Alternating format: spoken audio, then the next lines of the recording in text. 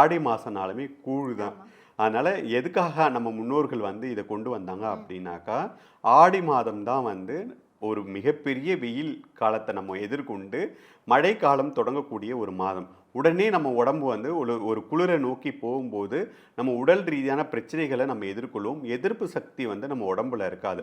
ஆகவே இந்த ஆடி மாதத்தில் கூழ் வார்த்தல் அப்படின்னும்போது அந்த கூழை நம்ம சாப்பிடும்போது நம்ம உடல் குளிர்ச்சியாகவும் அந்த ஒரு பெரிய ஹீட்லேருந்து நம்ம உடம்புக்கு கொஞ்சம் கொஞ்சமாக குளிர்ச்சி அடைந்து வருகின்ற மழை காலத்தில் அந்த மழையை எதிர்கொள்ளக்கூடிய அந்த எதிர்ப்பு சக்தியை நமக்கு கொடுக்கும். ஆகவே தான் நம் முன்னோர்கள் இந்த ஆடி மாதத்தில் கூழ் வார்த்தல் அப்படின்ற ஒரு விஷயத்தை வந்து கொண்டு வந்தாங்க. ஆகவே மெய்ஞானமும் விஞ்ஞானமும் சேர்ந்து இத்தனை நன்மைகளை வந்து இந்த மாதத்தில் வந்து நமக்கு ஏற்படுத்தி கொடுக்குது. ஆகவே நம்ம இந்த மாதத்தில் வந்து கூழ் வார்த்து நம்ம மற்றவங்களுக்கு விநியோகம் செய்கிறதும் நமக்கு நிறைய நன்மைகளை கொடுக்கும். அதே மாதிரி நம்ம அதை வாங்கி சாப்பிட்றதும் நமக்கு நிறைய நன்மைகளை கொடுக்கும்.